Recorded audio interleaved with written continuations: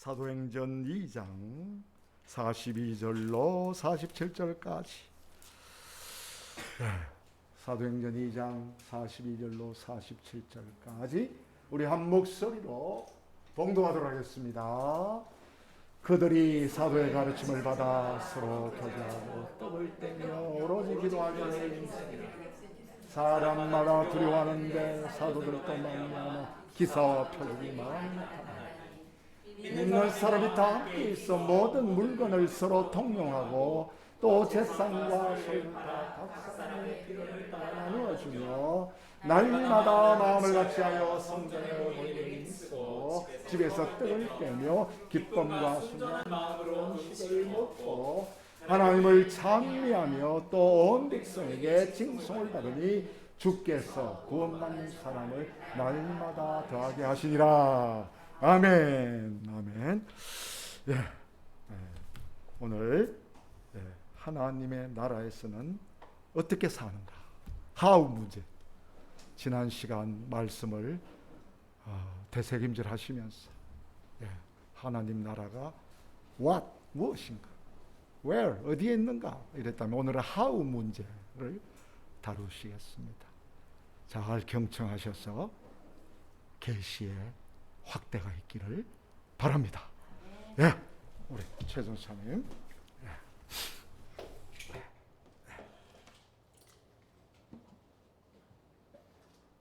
먼저 기도하시고 오늘 말씀 전하겠습니다. 사랑의 하나님 감사합니다. 우리에게 주의 말씀을 사랑하는 마음을 주시고 우리를 주의 자녀로 불러주시사 하나님의 나라 가운데 모아주심을 감사합니다. 우리 가운데 이 자리에 임하는 하나님의 나라 가운데 우리가 주님의 말씀 듣기 원합니다. 하나님의 나라에서 있는 하나님의 말씀 듣는 일이 얼마나 우리 귀에 사랑스럽게 들리는지요. 우리가 성전 문, 그 문에 문지기로 있는 것이 다른 곳에서 첫날 거하는 것보다 좋다라고 얘기했던 다윗의 시를 기억합니다. 그 가운데 우리가 주님의 말씀 따라 세상 살아나가고 세상을 이겨낼 수 있는 하나님의 백성으로서 세상 살아갈 수 있는 그러한 능력을 우리에게 허락하여 주실 줄 믿습니다.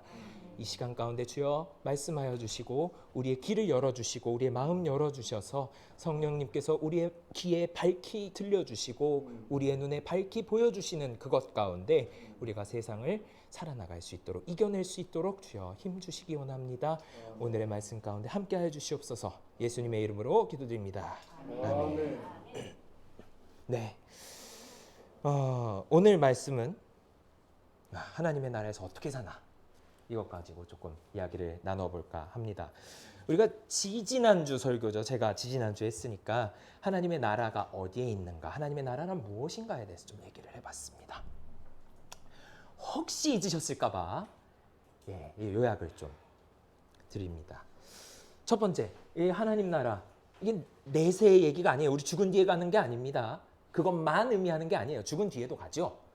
그것만 의미하는 것이 아니고 또 어떤 분들 말씀 마냥 이 땅에서만 하는 게 또 아닙니다. 둘 다예요. 하나님이 주인 되시는 곳이라면 어디든 하나님 나라입니다. 내 집도 하나님 나라요. 내 직장도 하나님 나라고 이 교회도 하나님 나라입니다. 하나님 나라는 종말입니다. 우리 눈에 보이지 않는 이유는 왜? 이미 시작됐으니까 우리 눈에 안 보이는 거예요. 우리는 그 가운데 살고 있기 때문에 안 보입니다. 왜? 예수 그리스도의 십자가로 인해서 이미 시작돼 버렸거든요. 2000년 전에 시작이 돼 버렸어요. 역사적으로 따지면. 우리에겐 이미 시작되었기 때문에 그 하나님 나라는 보이지 않습니다. 마치 우리나라가, 한국이라는 나라가 지도상에선 보일지 모르지만 그거는 추상적으로 그려놓은 거지 우리 눈에 한국이라는 나라가 보이는 게 아니잖아요. 그런 것처럼 하나님 나라도 우리 눈에 보이지 않는 겁니다. 마지막으로 우리는 하나님 나라의 시민으로서 살아가는 사람들이기 때문에 이 땅에서도 그 법에 따라서 살아나가야 한다라고 말씀을 드렸습니다. 자, 하나님 나라, 요거에 대해서 예수님이 어떻게 얘기하셨는지 좀 보죠. 마가복음 10장 24절 25절에서는 예수님이 이렇게 말씀하신 적이 있습니다. 얘들아, 하나님 나라에 들어가기가 얼마나 어려운지. 그 뒤에 말씀은 잘 아시는 말씀이죠. 낙타가 바늘기로 나가는 것보다 부자가 하나님 나라에 들어가는 것이 더 어렵다. 낙타 가는 게 더 쉽다. 이렇게 말씀을 하셨죠. 또 이런 말씀도 하셨습니다. 마태복음 7장, 나더러 주여 주여 하는 자마다 천국에 들어갈 것이 아니오. 다만 하늘에 계신 내 아버지의 뜻대로 행하는 자라야 들어가리라. 비슷한 말씀입니다. 누가복음, 마가복음이라고 잘못 썼는데 누가복음입니다. 너희는 나를 불러 주여 주여 하면서도 어찌하여 내가 말하는 것을 행하지 않느냐. 똑같은 말씀이죠, 사실. 자, 부자가 나왔고요. 하나님 나라 얘기가 나왔고 또 주여 주여 하는 자가 못 들어간다. 이게 뭔 얘기일까요? 우리는 이 오늘 하나님의 백성 공동체, 즉 천국 공동체인 이 교회가 어떻게 그 삶을 살아내야 하는지, 내 말대로 살아야 된다고 하셨잖아요. 지금 하나님 말씀대로 살아야 된다고 하셨잖아요. 그럼 어떻게가 중요한 거예요. 이거에 대해서 좀 성경을 통해서 어떻게 살았는지 우리의 믿음의 선배들의 삶의 모습을 통해서 한번 만나보려고 합니다. 오늘 말씀 43절에는 이렇게 기록이 되어 있죠. 사람마다 두려워하는데 사도들로 말미암아 기사와 표적이 많이 나타나니. 기사와 표적이 많이 나타난다. 우리는 일반적으로 이 기사, 표적 이런 말을 이야기할 때요, 이 한자로 쓰면 이렇게 됩니다. 기이한 일. 그리고 표적이라고 하면 우리가 관역이라고 얘기할 때 그 표적을 한자로 그대로 사용합니다. 근데 이제 우리가 줄여서 기적이라고 보통 많이 줄이죠. 기이할 기자만 줄이고 적자는 저 적자를 쓰지 않고 어떤 행적 할 때의 발걸음이란 뜻으로 적자를, 다른 한자를 가져와서 기적이라고 많이 이야기합니다. 그런데 기적이라고 줄이는 거는 원어적인 의미에는 좀 맞지 않아요. 원어에는 이렇게 테라타 카이 세메이아라고 적혀 있습니다. 테라타라는 말은 놀라운 일이란 뜻이고 세메이아라는 말은 표적이란 말이 그대로 맞습니다. 어떤 일을 지시하는 일이란 뜻이거든요. 그래서 영어로 번역하면 marvels and signs, 놀라운 일과 표적이다. 그러니까 지금 우리가 가지고 있는 이 표적, 이 기사와 표적이라는 번역이 굉장히 정확한 번역입니다. 정확한 번역이에요. 우리는 간혹 우리 주변에서 기적이 일어나는 일들을 보고는 하지요. 하나님께 기도를 드림으로써 말미암아 어떤 목사님, 또 어떤 선교사님, 또 유명하신 분 계시죠? 여기 저 오른쪽에 지금 얼굴을 가지고 왔습니다만 그 헤븐리 터치 미니스트리를 하고 계시는 손기철 장로님이십니다. 치유 사역하시는 분이세요. 이런 치유 집회에서 말기 암 환자 또는 못 걸어 다니는 사람이 기적처럼 일어나서 걸어 다니고 하나님을 찬양하는, 그다음에 뭐 암이 낫고 이런 장면들을 많이 보곤 합니다. 그럴 때면 우리는 어떻죠? 하나님의 놀라우신 그 기적을 보고서 우리가 정말 하나님이 살아계시구나 라는 확신에 차곤 합니다. 믿음이 더 강해지죠. 그런데 이게 우리 시점하고 이 말씀을 적은 누가의 시점이 조금 다른 것 같습니다. 오늘 말씀을 기록한 누가는요, 이런 상황에서 이 기사와 표적이 일어났다 이런 일에 대해서 별로 관심이 없어 보여요. 상대적으로.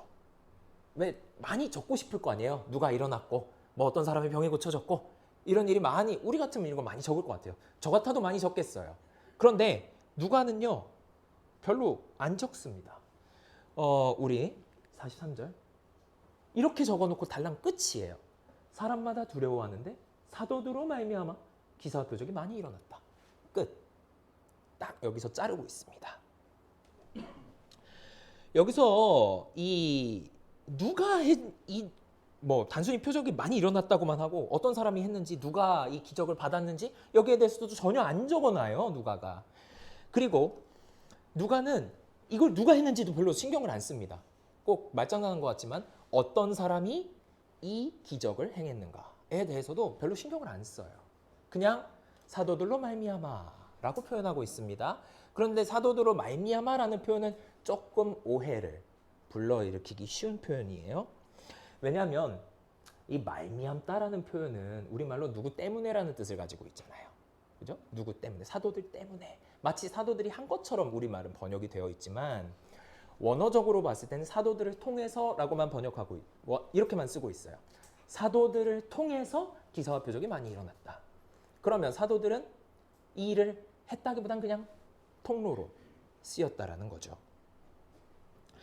사도들이 이 기사와 표적의 주체가 아니었다는 겁니다. 단순히 그들은 이러한 일이 일어나기 위한 통로, 그냥 길의 역할만 했어요. 누가가 이렇게 썼다는 것을 생각해 봤을 때, 성경이 이렇게 전하고 있다는 걸 생각해 봤을 때 우리에게는 중요한 의문이 한 두 가지 정도 생기게 됩니다. 기사와 표적의 주체가 누구인지, 그리고 왜 이 통로로 사용된 사람들의 이름을 그냥 사도들이라고 뭉뚱그렸는지 궁금해지게 됩니다. 아니, 알고 싶잖아요. 3장 가서는 누가가 적어요. 베드로와 요한이 성전 미문에 있던 앉은 사람을 일으켰다라고 적어놔요. 그 사람들을 통해서 일어났다라고 적어요. 그런데 이렇게 많이 일어난 더 훌륭한 사건, 더 많은 사람이 기적과 표적의 수혜를 입었는데 안 써요. 그냥 사도들 달랑 이렇게 쓰고 말아요. 자, 그러면 이런 관점을 가지고서 좀 다시 한번 생각해 보죠. 이 인터넷에 보면 이 치유 집회들, 이런 전단지들이 많이 돌아다니더라고요. 그런데 자, 치유 집회가 잘못됐다고 제가 말씀드린 게 아니에요. 근데 자, 와, 사람이 되게 크게 나오죠. 누가 했는지가 너무 강조되지 않았나? 라고 문제 제기를 해보고 싶은 겁니다. 마치 이분, 그리고 마치 이분, 그리고 여기 와, 이건 사람만 있죠? 마치 이분들이 치유를 한 것 마냥, 이분들의 치유의 통로로서 사용되는 건 맞는 얘기예요. 그런데 이분들이 마치 치유의 주체인 것처럼 너무 크게 나와 있지 않는가? 너무 드러나 있지 않는가? 사도들조차 자기 이름이 안 나왔는데 라고 생각해 보게 되는 겁니다. 자, 하나님의 역사가 중요합니까? 사람이 중요합니까? 하나님의 역사가 중요하지요. 우리는 그걸 알고 있는데도 자주 속아 넘어갑니다. 제가 치유 집회 자체의 문제를 제기하고 싶지는 않습니다. 치유 집회 중요하죠. 단순히 근데 이제 분량만 보고서도 제가 말씀드리고 싶은 건 이 누가 했는지에 대해서 별로 관심을 안 기울이고 있다. 성경적 관점이란 누가 했는지에 대해서는 그렇게 중요하지 않다라는 겁니다. 심지어 바울조차도 복음이 전해지는데 내가 아니라 나를 시기해서 복음 전하는 사람이 있더라도 나는 그걸로 좋다라고 얘기하고 있습니다. 나를 질투해서 내가 안 되기를 바라서 예수 그리스도를 저 바울 말고 내가 전하는 걸로 이렇게 하는 사람이 있는데, 바울은 뭐라고 하냐면 예수 그리스도의 이름이 전달된다면 난 그걸로 좋아 라고 얘기합니다. 그렇게까지 얘기를 해요. 성경적 관점은 그렇다는 겁니다. 자, 우리는 이 치유 집회, 성령 집회 이런 거에 굉장히 사모하는 마음이 있죠. 우리가 성령의 기적, 성령의 역사 사모합니다. 매우 긍정적인 태도입니다. 우리 성도들은 매일매일 성령의 도우심을 간구하고 살아야 합니다. 그런데 이게 성령의 도우심 가운데 우리가 살아요. 우리가 그것을 간구해야 하는 이유는 성령께서는 우리가 모르는 사이에 우리를 도우시고 계시지만 우리의 죄악된 본성 때문에 우리가 자꾸 딴 길로 가기 때문이에요. 그러지 않으려고 성령님을 찾는 거 아니겠어요? 그래서 그 가운데 성령님께 우리를 맡기고 내던지고 우리 시간을 투자해 가면서 하나님 앞에 나갑니다. 성령 집회, 말씀 집회, 은사 집회, 치유 집회 다 하나님 이름으로 이루어지는 집회 맞아요. 그리고 거기서 하나님께서는 나 살아있어 라고 말씀하시면서 기적을 보여주십니다. 근데 항상 그 자리에 하나님께서 역사하시느냐? 아닐 수도 있습니다. 아까 말씀드린 것처럼 지나치게 사람이 드러나는 경우, 가끔 이 치유 은사를 가지신 분들이, 참 죄송한 말씀입니다만 하나님의 능력으로 사역을 한다기보단 자기 능력으로 사역하시는 분들이 계세요. 처음에는 정말 하나님에 대한 열심을 가지고 사역을 하셨을 겁니다. 그분들은. 그런데 너무너무 이게 매너리즘이 되는 거예요. 매일매일 그러다 보니까. 매너리즘화 되면서 하나님에 대한 갈급함이 사라지고 God complex라고 하거든요. 내가 이 사람을 살릴 수 있다라는 이 사람의 그릇된 본성을 따라가다 보면 하나님은 사라지고 사람이 이래요. 이분들이 그렇다는 게 아니에요. 아까 말씀드린 이 얼굴 그 나왔던 분들이 아닙니다. 간혹가다 그런 분들이 계셨어요. 확신을 가지고 말씀드릴 수 있는 분이라면 박태선. 천부교 만든 사람 있죠, 신앙촌. 그 사람 장로였거든요. 치유 집회하다 그렇게 됐거든요. 이런 집회에서 나타나는 기적, 성령님이 일으켜 주시는 기적 많습니다. 그런데 어느 순간 그 사람이 하나님에 대한 민감성을 상실하고 매너리즘에 빠져서 내가 하나님이 되는 순간, 그 순간은 악령이 역사에서 치유를 일으키기도 합니다. 예수님에 대한 유대인들의 평가에서 그런 사실을 미루어할 수 있습니다. 누가복음 11장 15절에서 그 중에 더러는 말하기를 그가 귀신의 왕 바알세불을 힘입어 귀신을 쫓아낸다 하고, 이 그들은 유대인이고 그는 예수님입니다. 유대인들은 이런 사고를 가지고 있었던 거예요. 바알세불도 귀신을 낫게 할 수 있다. 귀신을 쫓아낼 수 있다. 물론 예수님에 대한 평가니까 잘못된 평가예요. 하지만 이런 사고의 체계는 우리가 볼 수 있다는 거죠. 타겟을 잘못 삼은 거죠. 그러면 유대인들의 이런 평가 말고 이제 제대로 우리 믿는 사람들의 말 중에는 이런 게 없느냐? 있습니다. 요한계시록 16장 14절에 그들은 귀신의 영이라 이적을 행하여, 귀신의 영도 이적을 행한다고 적혀 있습니다. 귀신의 영도 이적을 행해요. 귀신이라고 이적을 못 행하는 게 아닙니다. 그렇게 할 때 사람들이 귀신에 미혹된다는 걸 사탄이 잘 알고 있기 때문에 귀신도 이적을 행하는 권능을 가지고 있습니다. 그러니까 귀신들, 악령들 또한 성령께서 하시는 일을 충분히 흉내낼 수 있어요. 그럼 우린 뭘 해야 합니까?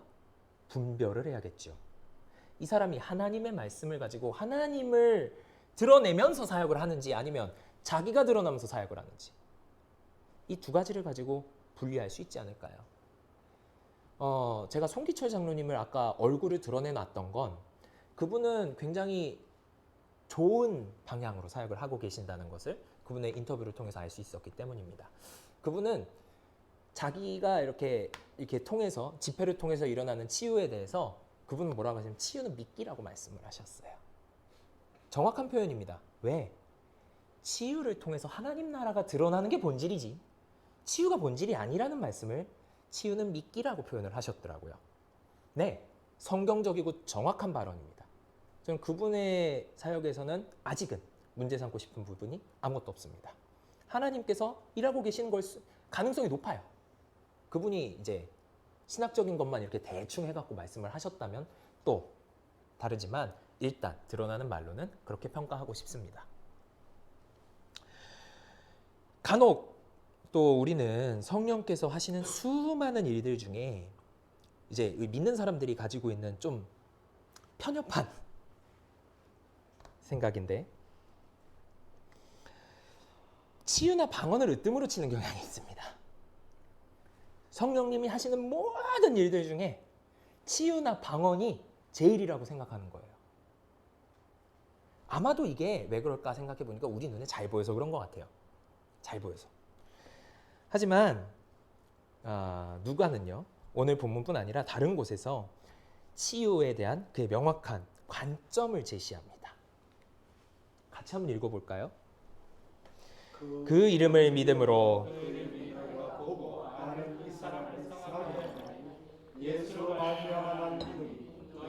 사람 앞에서 이같이 안전이 낫게 하느니라.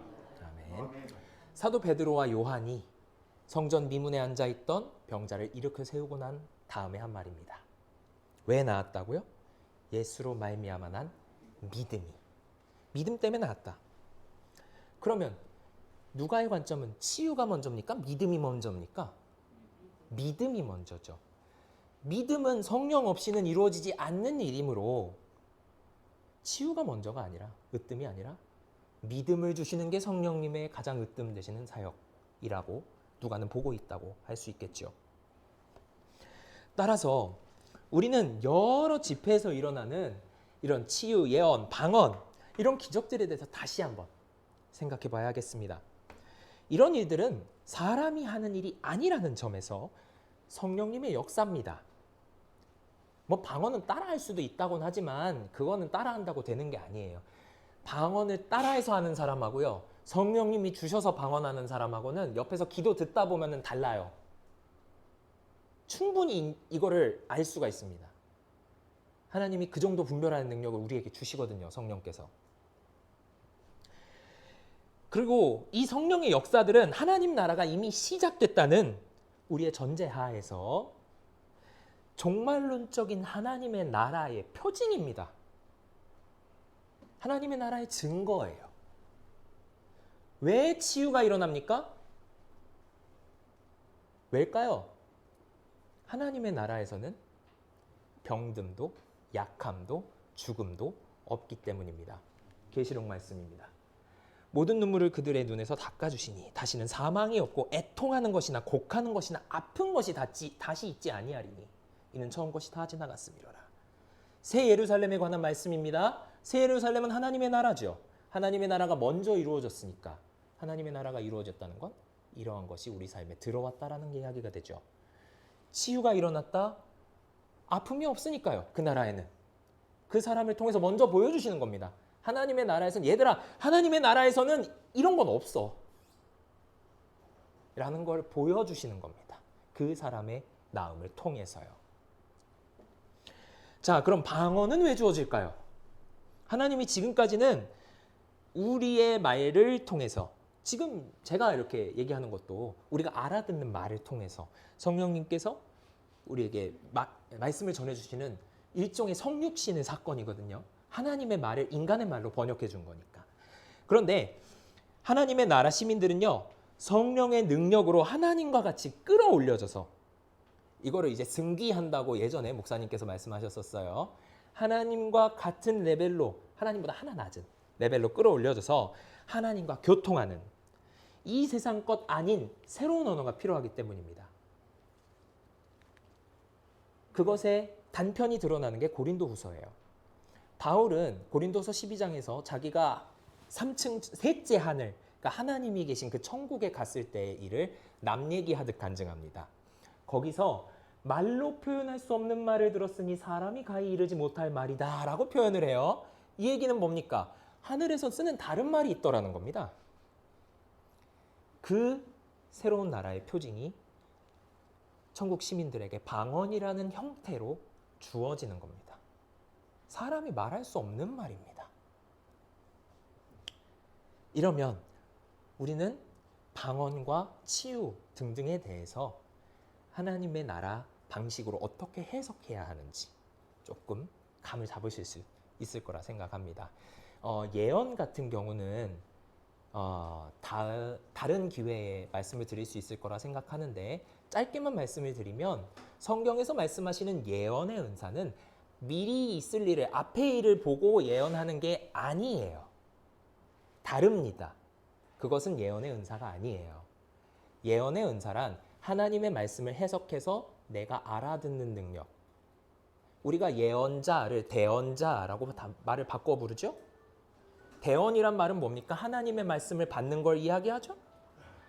따라서 이 예자도 맡을 예자거든요. 미리 예로 해석할 게 아니고 맡는 겁니다. 하나님의 말씀을 맡아서 내가 해석해서 내 삶에 적용하는 것이 예언의 은사예요. 이것을 사모하라고 한 것은 사도 바울이 말씀을 얼마나 중시하고 있었는지를 알려주는 거라고 할 수 있겠습니다. 이것에 대해서는 나중에 기회가 되면 길게 풀어보도록 하겠습니다. 자, 오늘 말씀으로 좀 돌아와 볼게요. 성도들이 어떻게 했을까요? 첫 번째, 길죠? 모든 물건을 서로 통용하고 재산과 소유를 팔아 각 사람의 필요를 따라 나눠주면, 아이고 길어. 자, 오늘의 말씀에서 초대교회 성도들은, 자, 한마디로 줄일게요. 다 팔아서 같이 썼습니다. 자, 우리에게 있어서는 이게 완벽하게 따라할 수는 없는 행위 같아요. 어떻게 다 팔아요? 지금 내가 갖고 있는 게 얼만데, 그죠? 뭐 얼만데의 문제가 아니라 지금 나한테 필요한 게 있잖아요. 나도 필요한데. 재산 다 팔아서라는 현상에서 우리는 쉽게 이단 사이비를 생각할 수 있습니다. 사이비들은 다 팔아서 갖고 오라 그러죠. 다 바치라 그러죠. 이거를 가지고 얘기합니다. 보통. 우리가 이거를 당장 할 수는 없어요. 근데 왜 초대교회 사람들은 이렇게 했을까요? 자, 이거는요. 이 말씀 때문입니다.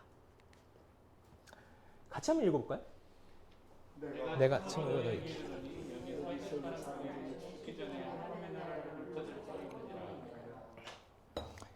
예수님이 공생의 기간에 하셨던 말씀입니다. 그러니까 초대교회가 생각했던 예수님 재림의 타이밍이 너무 가까웠어요.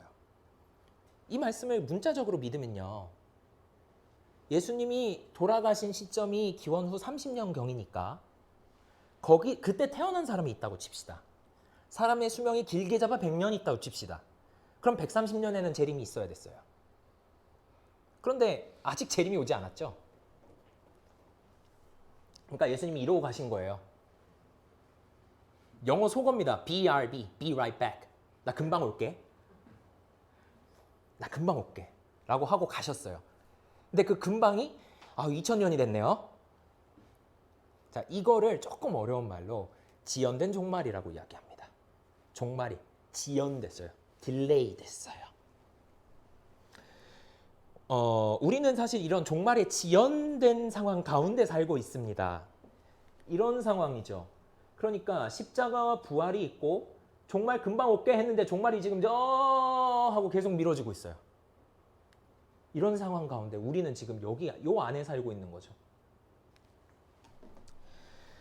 초대교회 사람들은 이런 종말의 지연에 대해서 좀 많은 해석이 필요했어요.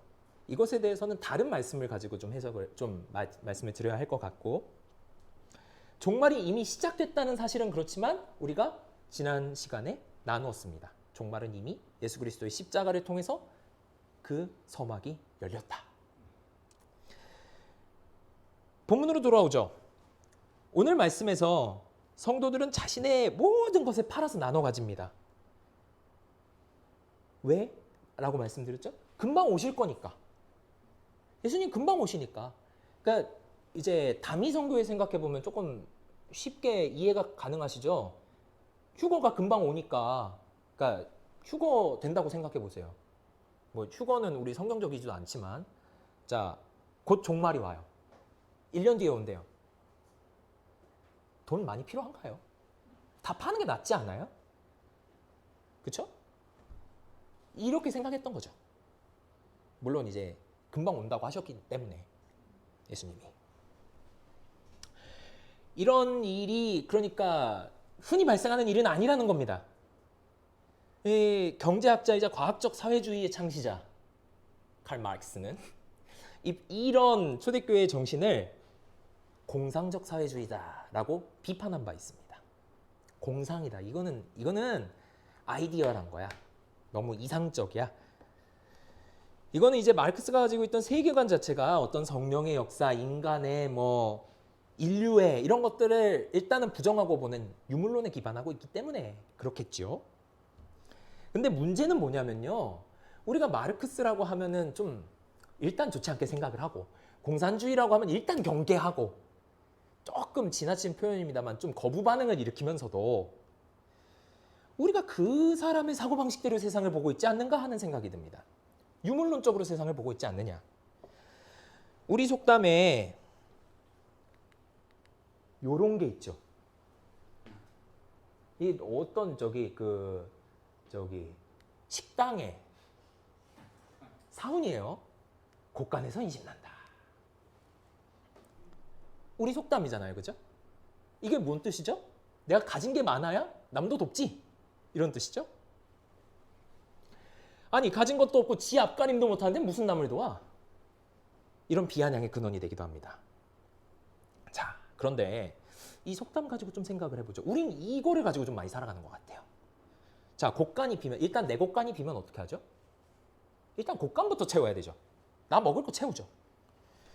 근데 예수님은 그런 상황에서 한마디 던지십니다. 좀 엄청 많은데 누가복음 12장에 나오는 어리석은 부자의 비유입니다. 이 빨간 글씨만 좀 볼까요? 자기를 위하여 재물을 쌓아두고 하나님께 대하여 부요하지 못한 자가 이와 같으니라 이렇게 말씀을 하셨어요. 이 사람은 어떤 사람입니까? 자기 엄청 벌었는데 야 이거 풍년이어갖고 어디다 넣을지 모르겠어. 곡간을 키우자 이렇게 생각을 하고 있죠. 곡간부터 채우는 사람입니다. 순서대로 따지면. 자, 어리석은 부자는 자기 거를 자기 거라고 생각하다 죽어요. 아니, 곡간에서 인심 난다는데 자기 거 자기 거라고 생각한다고 이게 어리석습니까? 아니, 솔직히 성경에서 어리석다고 하니까 우리가 어리석은 부자의 비유라고 하지. 어리석지 않죠. 우리 생각으로 해보면, 우리 기준으로 따지면 내 월급 당장, 그죠? 내 월급이 당장 들어오고 나서 기부를 하는 거지. 뭐 잘못됐답니까? 아니 그리고 왜 죽어요? 내 영혼을 도로 찾는다고? 왜 죽어요? 죽을 죄 졌습니까? 이런 방식으로 성경을 읽는 게 이제 의심의 해석학이라고 하는 겁니다. 예. 자기를 위한 재물 그리고 하나님에 대하여 부요하지 못한 자를 비교하고 있는 이 말씀에서 우리는 뭘 생각해야 되냐면 소유권 문제입니다. 소유권. 우리가 마태복음 5장 우리 목사님이 굉장히 길게 말씀하셨던 팔복의 말씀 마음이 가난한 자 이건 어떤 사람이냐면 자기에게 소유권이 없는 사람입니다. 내가 실제로 가난한 사람이 아니고요. 내게 소유권이 없다는 걸 인정하는 사람입니다. 내가 뭔가를 가지고 있다라고 생각하는 사람은 마음이 절대로 가난할 수가 없습니다. 왜? 가진 게 있잖아요. 마음이 가난하다라는 건 진짜로 마음에 내 거가 없다라고 생각하는 거죠. 내게 나의 것이 아니라는 고백에서 생각하는 이 초대교회 성도들의 삶의 태도는요. 왜 마태복음, 누가복음에서 이 가난한 사람에 대해서 표기를 다르게 했는지를 좀 알려줍니다. 마태복음에선 마음이 가난한 사람이라고 했고 누가복음에선 너희 가난한 자라고 했거든요. 내게 없는 사람이니까 실제로 가난하게 사는 겁니다. 가난한 것처럼. 자, 마음이 가난한 사람에게는 내게 없어요. 소유권이 다 하나님께 있다고 인정합니다. 그러면 자, 생각을 해보죠. 누군가가 뭘 필요로 한다고 칩시다. 가난한 사람이 왔어요. 뭔가 필요하대요. 자, 그러면 이게 내게 아니고 하나님 거예요. 지금 내가 갖고 있는 게. 그러면 우리 어떻게 얘기하죠? 그거 갖다 쓰라고 얘기하지 않나요? 내 거 말고 모두 것을 먼저 쓰라고 하는 거. 생태학자 게릿 하딘이라는 사람은 공유지의 비극이라고 이것을 불렀습니다. 이 목동들이 자기 땅이 있고 자기 땅이 요만큼 있고 공유지가 가운데 있어요. 자기 땅들이 요만큼 있고 요만큼이 개방된 목초지가 있어요. 그러면 자기 사유지는 냅두고 여기에만 소를 방목해서 여기는 풀이 없어질 거다. 공유지는 아주 그냥 황폐해질 거다라는 게 게릿 하딘이 얘기했던 공유지의 비극이거든요. 그런데 교회 공동체는 이 공유지의 비극을 역설적으로 받아들이는 공동체입니다. 공유지의 비극이 나눌수록 늘어나는 기적으로 뒤엎어지는 공동체가 바로 교회 공동체입니다. 내 것이 없기 때문에 가능한 일이죠. 내가 가지고 있는 모든 것이 내 거가 아니라는 소유권 포기 상태. 그 가운데 초대교회 성도들은 자기가 가진 걸 흔쾌히 내어주었습니다. 필요에 따라 나눠주었죠. 이런 공유는 그들이 선한 게 아닙니다. 선해서 그런 게 아니에요. 어떤 초자연적 역사 이런 것도 아닙니다. 간단히 말해서 그냥 자기 게 아니었던 거예요. 내가 가진 모든 것들이 내 게 아니라는 겁니다. 초대교회 성도들이 힘썼던 두 번째 일은 예배였습니다. 다른 모든 것 이전에 날마다 성전에 모이기를 힘썼고 집에서 떡을 뗐습니다. 떡을 뗐다는 표현은 예배에 대한 표현입니다. 우리가 지난 추수감사절 작년 했던 거를 기억하시나요? 우리 이렇게 먹었었어요. 그죠? 예배하면서. 진짜 과하게 먹었죠? 각자 갖고 오니까 이렇게 풍성해졌어요. 예, 이런 일이 있었죠? 있었더랬죠? 이런 일이 있었더랬죠? 기억이 나시나요? 예. 이런 일이 있었더랬죠? 이런 사랑의 음식 나눔. 이 초대교회에서 예배와 밥 먹는 것이 분리된 것은 2세기 이후 일이라고 합니다. 그러니까 한 100년대 이후. 그러니까 초대교회 사람들은 예배드리고 밥 먹고가 항상 같이 있었어요. 그러니까 더욱더 가족으로서 하나가 되게 했죠. 왜 우리는 인사하면서 다음에 만나가 아니라 밥 한번 먹자라고 얘기하죠. 그런데 이런 행동보다 중요하게 누가가 기록하는 것은 행동 이전의 그 행위의 원인들입니다. 그들은 마음을 같이 하고 모이기를 힘쓰고 기쁨과 순전한 마음으로 떡을 뗐습니다. 기쁨과 순전한 마음. 하나의 공통점이 있다면요. 이 순전한 마음이라고 번역된 여기서는 아펠로테티라고 적혀 있는데 아펠로테스라는 단어가 순전하다라는 뜻입니다. 그런데 이 순전하다라는 말은 원래 무슨 뜻이냐면 자갈이 없는 맨 땅을 가리킵니다. 자갈이 없는 모래땅. 어떻죠? 자갈이 없는 모래땅. 백사장을 생각하면 쉽죠. 요런 가고 싶네. 이런 땅. 그냥 발을 누가 뭘 그리면 그대로 흔적이 남습니다. 파도가 없는 한 말이죠. 초대교회 성도들이 가진 태도를 한마디로 축약하자면 이런 단순함입니다.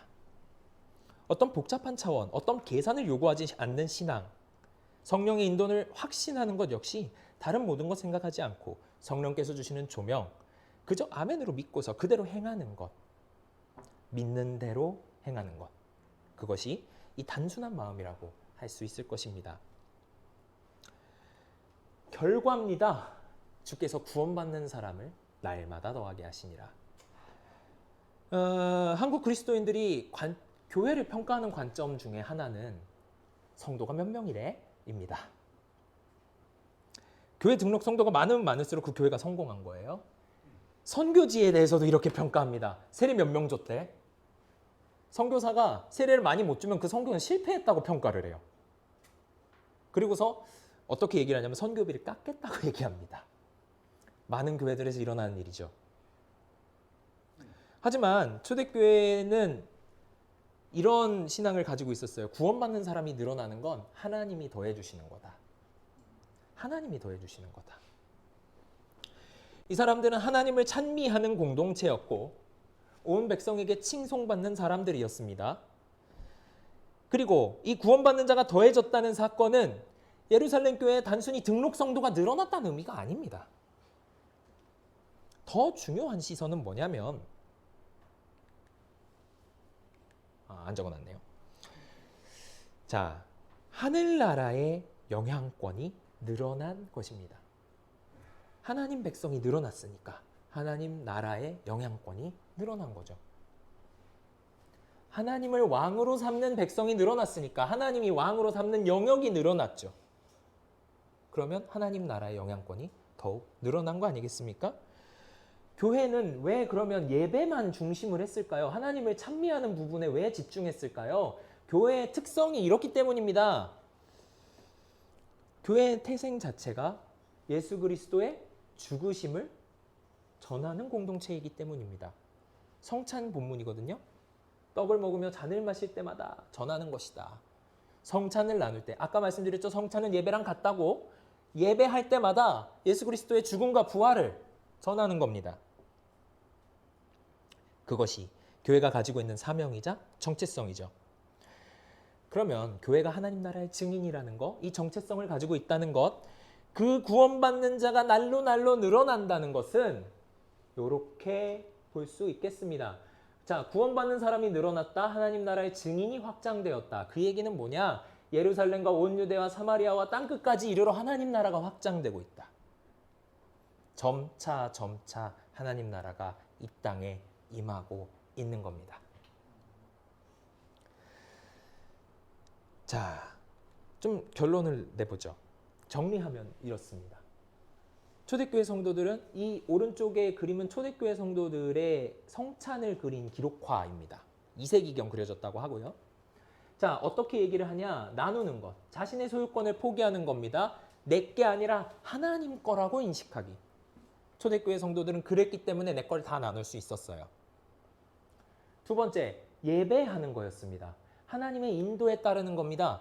단순하게 하나님 말씀대로 사는 겁니다. 세 번째, 기사와 표적이 많이 일어났다. 이건 결과의 차원이거든요. 구원받는 자가 더해졌다. 그러나 이것도 사람의 일이 아니라 하나님이 직접 구원받는 사람을 더하게 하셔서 하나님의 나라를 확장하셨다. 이런 해석까지가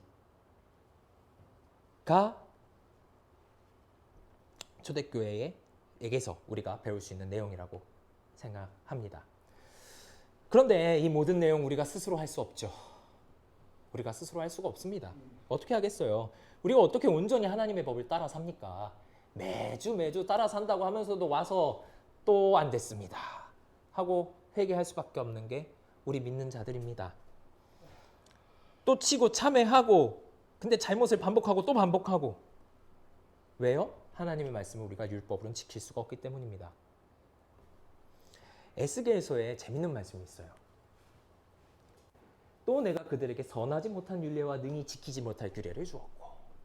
하나님이 이스라엘 백성에게 하시는 말씀입니다. 내가 못 지킬 걸 줬대요. 이 선하지 못하다 그러면 악하다라고 생각할 수 있는데 이 선하지 못하는 제대로 기능하지 않는 이라는 의미입니다. 하나님은 우리에게 절대 못 지킬 법을 주셨어요. 하나님의 말씀은 율법적으로 인간적 노력으로는 절대 못 이룹니다. 그러면 이걸 어떻게 이룰까요? 같은 에스겔서에서 하나님은 또 답을 주셨지만 또 예레미야 선지자도 똑같은 답을 내놓습니다. 자, 이 부분만 좀 같이 읽어요. 곧부터 시작. 곧 내가 나의 법을 그들의 속에 두며 그들의 마음에 기록하여 나는 그들의 하나님이 되고 그들은 내 백성이 될 것이라. 여호와의 말씀이니라. 우리 마음에 새겨진 성경의 법은 우리가 굳이 지키려고 노력해야 지켜지는 게 아닙니다. 우리가 단순한 마음을 가지고 성령님께 내 자신을 내어드리면 자, 마음에 새기셨잖아요. 백사장 같은 곳이에요. 3번 새기면 안 지워져요. 그렇죠? 안 지워지는 그 법, 성령님께서 쓰시는 그대로 내어드리면 되는 거예요. 하나님의 나라에 대한 입장권은 따라서 우리를 위해 죽으신 예수 그리스도의 피를 통해 우리 마음에 와 계신 성령님입니다. 그리고 그 성령님께서는 우리가 초대교회 성도들과 같이 오늘 세상에서 어떻게 하나님 나라의 백성으로 살아야 할지 또한 알려주실 것입니다. 이 말씀을 우리 한 주 동안 좀 품고 살았으면 좋겠습니다. 마지막 이 육신을 따르지 않고 여기부터 읽어보죠. 육신을 따르지 않고 그 영을 따라 행하는 우리에게 율법의 요구가 이루어지게 하려 하심이니라. 아멘. 기도하시겠습니다.